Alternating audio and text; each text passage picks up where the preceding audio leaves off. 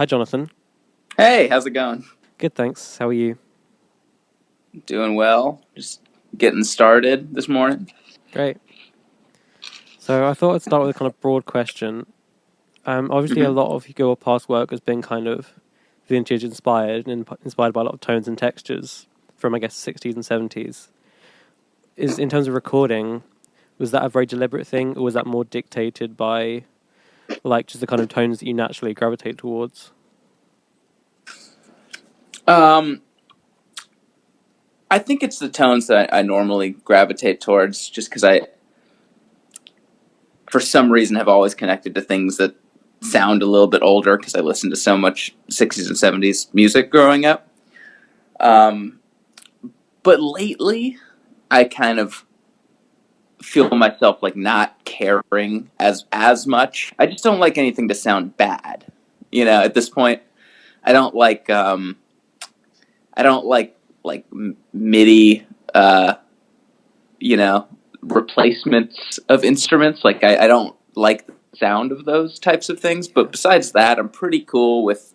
I feel like I can get a good sound with anything that's physical. I guess, talking about some specific instruments, maybe, I guess, drums, is your approach to recording drums very based around, like, the treatment and things to get those sounds you like, or are you doing a lot with the recording as well? It's kind of both. I like to get it sounding good in the room.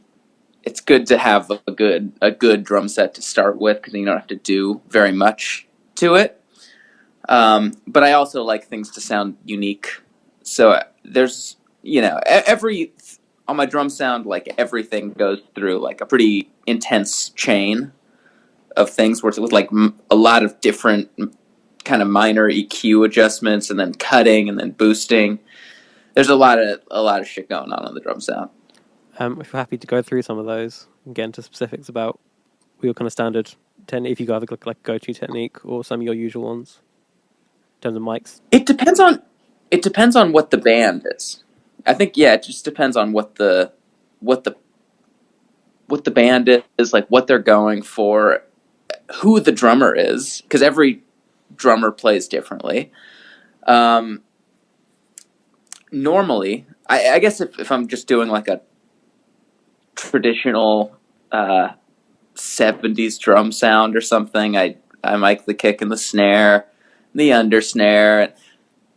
Let me go back. Okay, the way that I used to do things was like three mics, and most of the records that I did up to the last like 2 or 3 years were like just an overhead that was like a ribbon mic and a snare and a kick, and then the kick would go through a compressor of some sort, like whatever compress. I don't remember what I was using on the kick. Snare would go through an 1176, and then I would have these old graphic EQs, these German graphic EQs that I got from this guy Adrian Young. He was selling them when I bought them. He's an amazing producer. And I would just EQ the shit out of them because I was recording in my garage and I had to fight so much with the sound of the garage that I was just like cutting huge frequencies, just boosting top end on the snare, and like same with the overhead, just like going completely wild with the EQ. And that was my drum sound forever. Like I never really mic'd toms or even thought about like an under snare mic. And then I just started working on bigger and bigger projects where people kind of demanded a little more clarity. And I started working in nicer studios where I could hear more and I didn't have to fight with stuff as much. So it's like a snare just sounded like the way it did in the room. And like the top of the snare was too thuddy. So I threw up So now I mic the toms, give it a little under snare. I learned this trick through like many people. I heard that they did the Amy Winehouse Back to Black drums. They used like a RCA 77 underneath the snare. Like that was like Mark Ronson's trick. And Right. I'm never even trying to get the Amy Winehouse drum sound. Like I never even think about it. But I heard that, and so I always just use that mic in that place, and I think that's kind of cool. And then what else? Yeah, just 414s on the toms. It's a pretty basic setup, and then I still just go ape shit with the EQs because that's just fun, and I feel like a lot of the tones and textures of records that are from the 60s and 70s, they were fighting more, and there's way more EQing, and I like that. I like the sound of that. I like things to be bright. I like things to be full. What are some of your favorite mics for overheads? I like Coles, the classic Coles ribbon mics. I'm not a super savvy mic person. I normally, like if I'm working with an engineer or something, I just let them set up what they would normally set up, and then I listen to it and I tweak it if it needs to be tweaked. But like, I like Coles on the overheads if I have them around. It's cool. But I also have just used pencil mics, or just like I've also just used no overheads before. I just use tom mics and just like raise them up and just gain them, like just dynamic mics. I don't have really a preference yet. You mentioned obviously using 3 mics, so I guess you would have been in mono for the drums then. Are you now kind of going to stereo, and has that changed how you mix drums? Yeah, for sure. Because you can get so much more out of it. I mean, when I was in a home recording setup, the less variables you have, the better you're going to end up, because you can just focus on, here's these 3 things. All I need to do is get these 3 mics sounding good. But yeah, now I'll have like 11 tracks of drums, and then there's so much to play with, and you can get it sounding so big if you want that, which I don't always want. So a lot of the times I'll end up muting stuff, or like I'll take the tom mics out, or I'll take the overheads out. I'll take out something most of the time, but I end up just throwing up a lot of mics for some reason, because it's fun. It's fun to do that.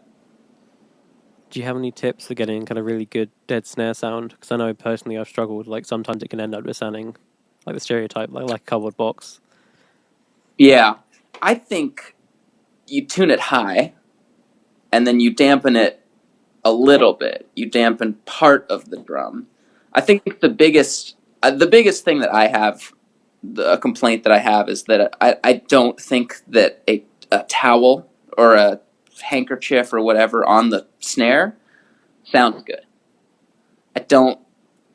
I never like the sound of it. It just kills the tone. Like, I heard someone say at some point, like, you got to let your drums sing, and so I think it all comes to the tuning, and then deadening a little bit. I like to put, it depends on the room, but a lot of the times I just like to put like a handkerchief, get it thin, and just put it on the edge of the snare or something.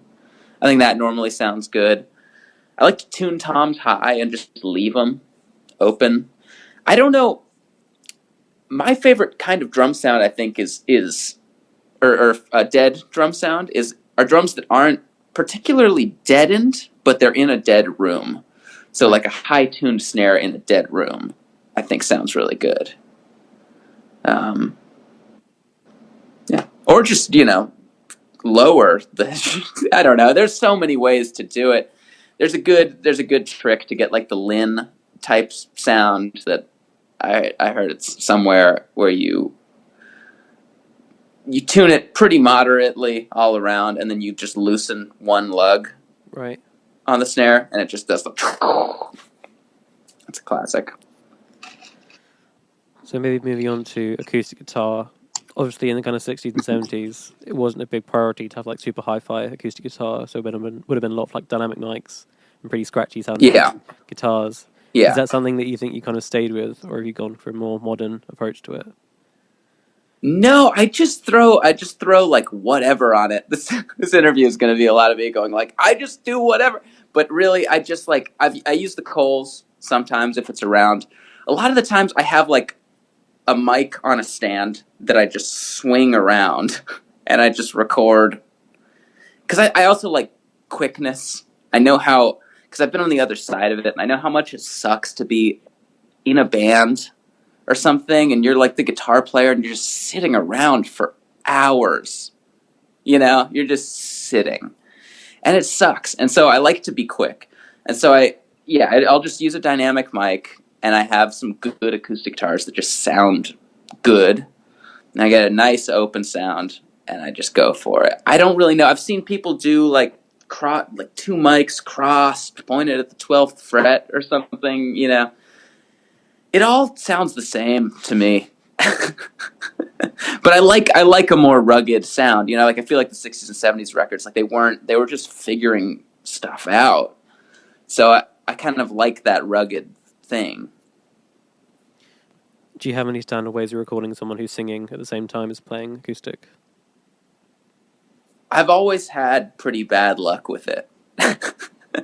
There's some albums that I've done where if it's a quiet song and I've done someone singing at the same time, like you can hear like the tape machine in the background. You can hear just so much, and there's so much voice in the acoustic guitar, and there's so much acoustic guitar in the voice. It's just a mess.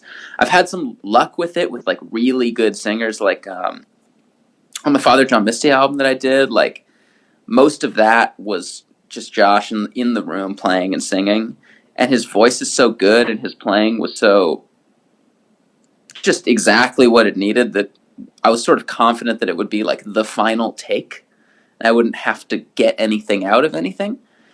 So that was really nice. I like doing it. It's great with like a confident singer who's like, you know, you're not going to have to mess with it very much. And so, that's the best of luck that I found with it. Was that Father John Misty record done live with a band, or was it built up, kind of multi-track? No, it was just built up. It was just the two of us, mostly just the two of us in my garage. Did you do kind of scratch tracks, drum tracks first before he did his guitar and vocals, or was that the first thing to go down? No, he'd do like guitar and vocals or piano and vocals with just him because he'd have the song. Like, it was crazy. I mean, he's really amazing. And he'd come in with like 78, maybe 85% of a song, like written. And then he'd just sort of finish it like right before doing take one. And then he'd do one take of the song with no click. And it would just be like, he'd sing it and play piano or guitar. And then he's just so in tune that he would go and play drums to what he just did. And it would be totally locked in. And then I'd play bass with him while he was playing drums. And that was like the core of the album. And then we just did, little overdubs. But there's really not that much going on it. So, thinking about vocals, have you got any advice for how to mix kind of harmonies and doubling vocals? Because obviously that's something that's very present in a lot of the music we're talking about. Yeah. It's, again, you know, always different. It depends on the quality of the singer and what types of harmonies they are. Like, for country-style harmonies, I just like a mono, you know, down the center. And, like, a lot of the times if it's like a country, I'm doing air quotes, country style harmony, I just record two people singing into a mic at once and just have it be like that. And that's great. And like, the Lemon Twigs, you know, that's like the most intensive harmony records that I work on. And they do a lot of stuff where they sing together. They'll sing the same harmony into one mic and then double or triple that, and then spread that across the stereo field. But the quality of their voices is also so good that it's like it's too easy, you know? So when I'm really struggling with harmonies, I don't know. It's whatever sounds good. I like them spread out, you know, hard stereo most of the time.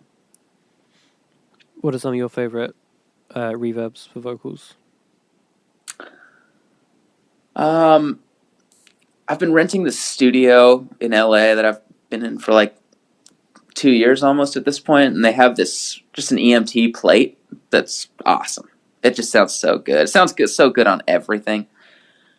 I also just have some like off-brand spring reverbs that I think are cool. There's like I've heard, actually, you know what? I don't own this, but I've heard this Furman reverb. It's like a red Furman spring reverb that I've heard that I think I want to buy one because it sounds really good. I really like that.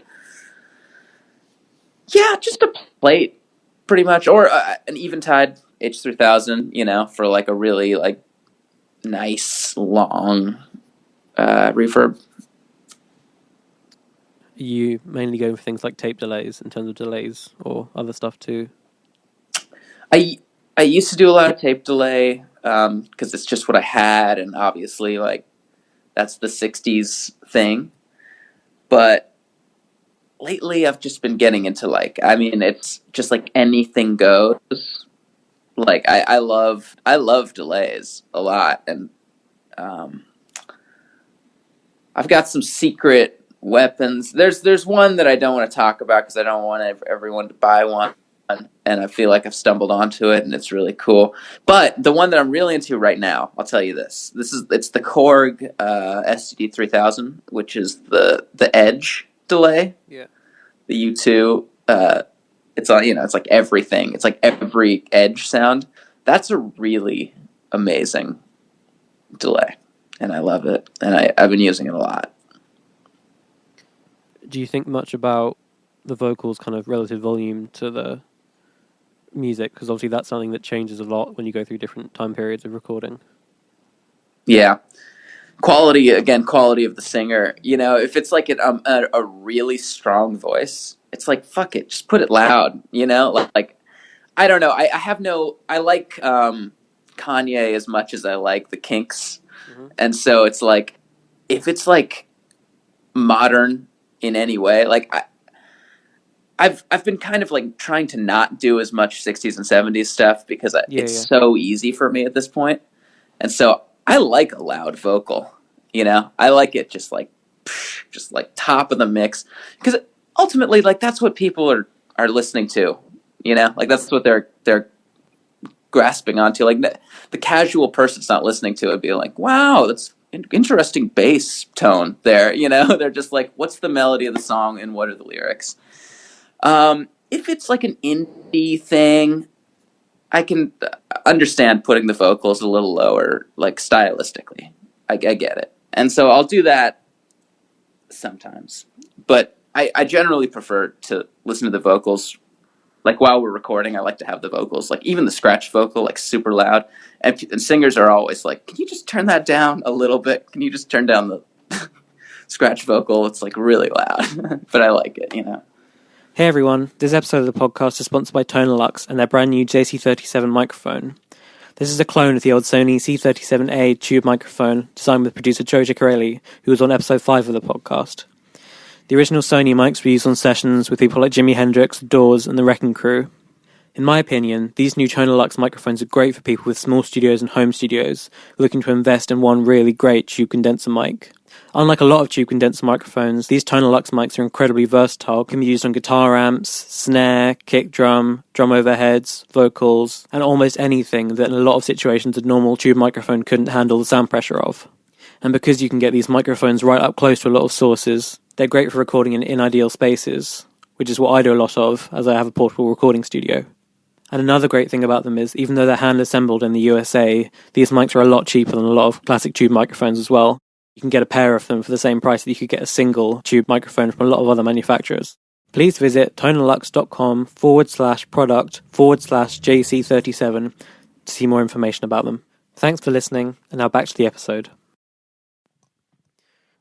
It's alright with you, I thought we'd go through some different vocal mics that you've used for different kind of projects. Maybe with your own project, Foxygen, you had a kind of consistent vocal mic with that, or does it change all the time? Changes constantly. A lot of the time it's just a dynamic mic. When we did the first album with Swift, Sam did all his vocals into a SM58, into a Space Echo. That was like the whole thing. And then into the tape machine. And then Star Power, we did, I had this little Akai like dictation microphone. It was like the size of this spoon, and I had that, and it was just like 1/4 inch out the back, and I used that on 80% of that album. Like that's like the overhead, that's the singing mic, that's the acoustic guitar. I don't know why, I just liked this little tiny mic. It sounded so bad. Like I listen to that album now and I'm like, why did I just not use a couple other microphones? Like I was so hung up on this one thing, and also I had no idea how to use a compressor when I was doing that album. I had just got my first compressor. I bought an 1178, and I read that Todd Rundgren used to put in the 4 buttons on it, and so I just pushed those 4 buttons in and I just left it like that. I just forgot that it was that way, and so the whole album's just insanely compressed. Like it's unbelievable. But it sounds awesome. So I'm proud of that. And then Hang, we did it in a really nice studio, and he sang into like a $50,000 Telefunken, just like I was like, what's the most expensive mic you have? Like, let's just use that. I like doing that too. I like just going into studios and being like, what's the most expensive mics? And then just using those. And then we did the last one, Seeing Other People. That was like, I think we ended up using like an RCA 44 ribbon mic for a lot of it. It just had like a really interesting sound to it. So yeah, everything's been different. What about Father John Misty? What are your go-to vocal mics for him? That was straight up like 2 AKG 414. No, what is it? It's what are the tom mics? They're like 421s. 421s, yeah. 421s on acoustic guitar, 421 on vocal. Because I didn't know that it was going to be the final vocal. I was just like, it's sort of the way that whole session started was he was just like, I got these songs. I just want to like get them down, and I was like, oh, cool. We're like demoing. Awesome. Like, here, just thinking of this. And so it was just, 2 dynamic mics picking up a lot of each other. What about the Lemon Twigs? Is it consistent, or is it lots of different things? Yeah, also super different. I don't remember. Like the first, I did a more recent one with them that hasn't come out yet. But I only really worked on that first one. But we did, I don't even remember what we were using at that point. Probably just some dynamic mics. I don't even remember. I think that was around the time that I had that little pencil mic. And I remember using that pencil mic a lot. Like everything that I was recording around that time period was like pencil mic. What about Wise Blood? What was her vocal mic for that album? That was an 87. Into... I don't remember what the chain was, but we worked hard on that chain. It was tricky getting the sound down. And then she did a lot of vocals by herself. We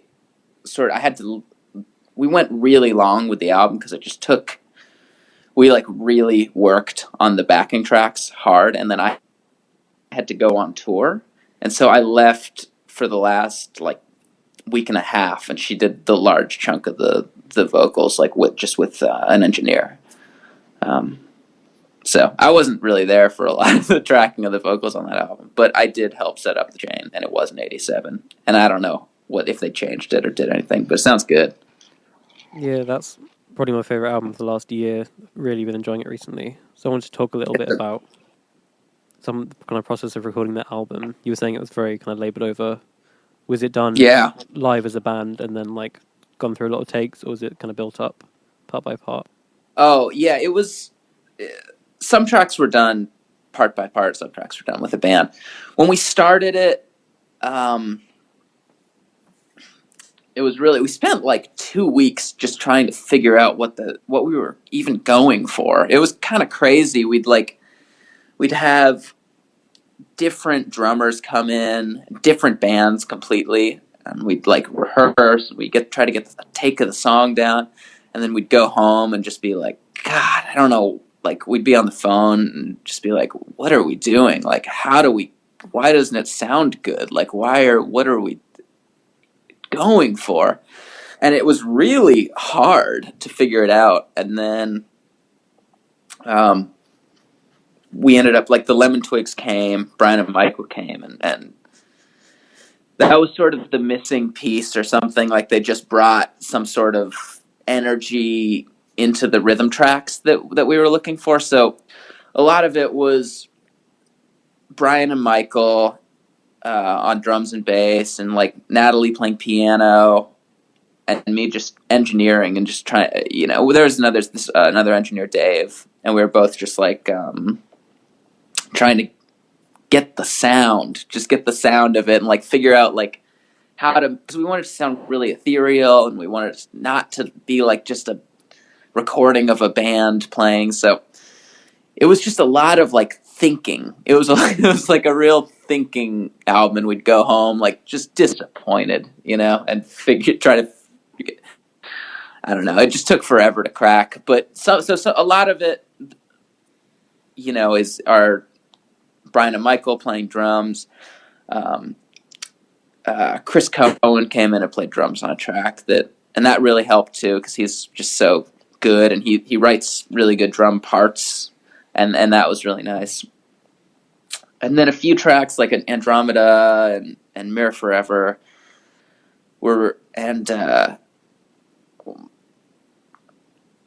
probably a few more that I'm forgetting. Movies and like that was built up track by track. Movies was crazy.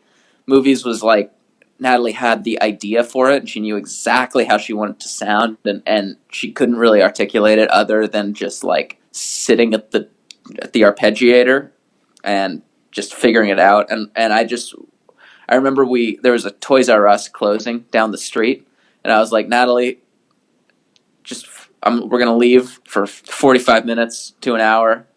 You gotta just play this arpeggiator, just figure it out. I don't know how to help you get it.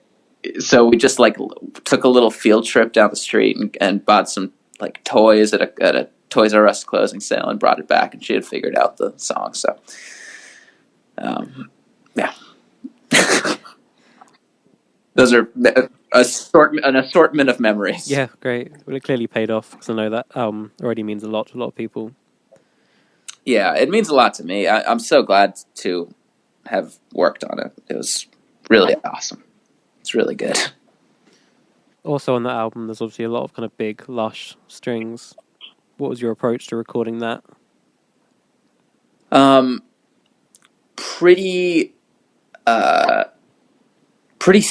standard and clinical, like just close mics. I don't remember because we had an engineer on that record, and I just was like, I don't want to even mess this up, because it's like when you got string players, like you're on the clock, they're like, we got to get out of here by 8 p.m. It's noon. We're getting paid by the hour. Like, let's go. So I was like, just put up mics on it, room mics. Like, there's just like a lot of microphones going. And then we, double. It was like a quartet, and I just double or triple it, depending on how lush we wanted to sound. Yeah. Reverb, Yeah. Good, like, big reverb. Do you remember what the reverb was? Probably just long plates. I probably had a lot of effects going. Like I probably had it going to the plate, probably had it going to the eventide. I probably had it busing to a delay or something that was just being printed in these big chunks. That was like we were like off tape. I think I was recording off repro, just to get tape sound. But at that point, like there were so many mics, and it was so complicated that we just did that all on Pro Tools. So I just had the ability to have 25 tracks of reverbs and stuff just muted. And they probably just used different things. I didn't mix it, so I have no idea what they ended up using, but sounds good. Moving on to electric guitar, Has there been any kind of standard miking techniques for you, or has it always been a case of just getting the tone right at the source? For what? Electric guitar. Sorry, you cut out. Oh, electric guitar. I I go through phases. I used to just go DI with electric guitar and just be like, screw it. You know, I don't know why. I just had maybe a disdain towards the electric guitar. I was sick of amps. I think touring made me really hate amplifiers for some reason. And I was just like, I hate amps. They're so loud. They sound so bad. Most amps just sound so bad. And so I just went DI for a long time, and I just liked that. And I was really into Fleetwood Mac, and to me, like, all that stuff just sounded super DI. And then Michael from the Lemon Twigs got really into amps, and I was recording with him recently, and he just didn't want to do the DI thing. So I have this Fender Princeton that it's just like an old one. It sounds pretty good. So I've been using that. He got me back into amps in the studio. So I've been using that a lot, just with the 57 on it or something. There was this setup that I had for a while that was like a Marshall head through an AC30. And Michael also figured that out. Like I had left the studio and he came back and he was like, check this out. And it was awesome. And then I blew it up. I just exploded it. So I don't have that anymore. Did you have like a favorite DI box or any particular thing that you plugged into? Oh, I had the jankiest setup for the longest time. Like, it was just the graphic EQs I was telling you about were 1/4 inch in, and I would just plug into that. And it had a preamp in it, but it's like was just some like that's like not the way that you would even do it. I just had no idea what I was doing. I had an Allen and Heath mixer for a while that was just I would use that sometimes. Whatever was 1/4 inch in, I would just plug into it. And then when I moved into this new studio, there's just some nice, like, there's like a Neve pre with a 1/4 inch in, and it sounds great. So I just use that. Is bass guitar normally DI'd as well? Yeah. I don't know if I like bass amps too much. I know people really do like them, and like for the Wise Blood thing, we did DI and bass amp. And if I'm working with another engineer, I just end up recording more thing. Like I end up putting it through an amp and a DI, and I can entrust them to always have the amp DI going. And because I forget about that stuff, I love engineering, but I just am straight vibe. I'm just like, what is the vibe in the studio right now? Like, what are these people feeling? Do they want to move quickly? If so, I'm just going to take this 1/4 inch out of this guitar and I'm going to plug it into the bass, and it's going to be the same thing. And then I'm going to plug that into the keyboard, and I just have 1/4 inch, and I just go around plugging it into different instruments, and it's just like go, go, go, go, go. And then I add effects or something. But a lot of it is just like pretty basic DI recording, and just getting it to tape in a nice way. Maybe a little verb or a little cool delay or something, but like nothing crazy. Because moving on to piano, obviously piano is kind of a big sound of a lot of those like 70s singer-songwriter records. Yeah. Do you have any approaches for getting that kind of classic sound?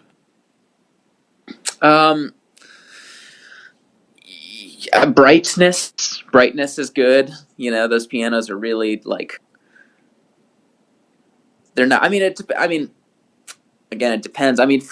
For when I was in my garage, I had an upright piano, and I had 2 dynamic mics that it was up against the wall, and I just put 2 dynamic mics and just kind of hung them behind the piano.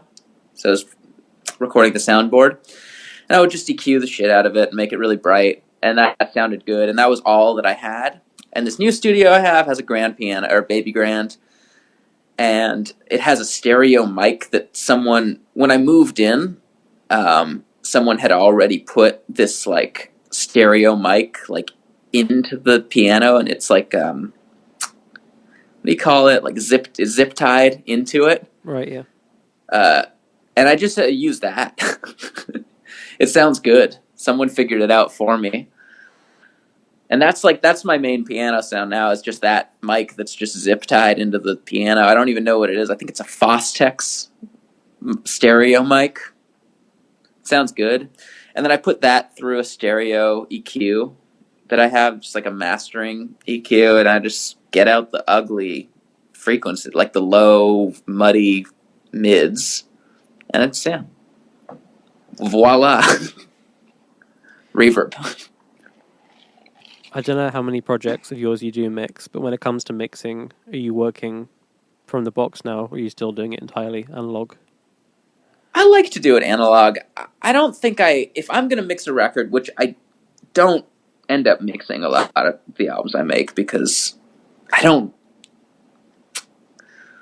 think I really do the type of mixes that people want, because I'm the type of mixes I like I love Lee Scratch Perry and King Tubby and Spectre. I like these mixes that nobody would ever ask for, and so I'm like so vibe heavy that I think it's just like people are like, it sounds cool, it's just I want to hear more like of the vocal, and I don't like to do mixed notes because I'm mixing so much. If I'm gonna mix them, I'm mixing it on the board, and it's just so hard to change stuff later. So normally I get a mix that I'm happy with on the board, and I print the stems into Pro Tools, and then I give the artist the hard drive, and I'm like, give it to someone, but don't have them change it too much. Like don't mess it up. Don't go crazy with the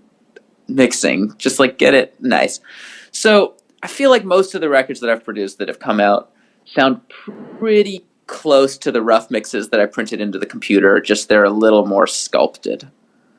And I'm happy with that. And I like to step away from it at the mixing process too, because that's like really the most painful part, and people are very close to it, and I'm really close to it. And normally, after listening to an album for like 3.5 weeks, I have no idea what I'm even listening to anymore. It's just like I'm so familiar with the sonic palette of it that I don't even know what to do. I think that's all my questions, so thanks a lot for speaking with me. Awesome. Nice talking to you.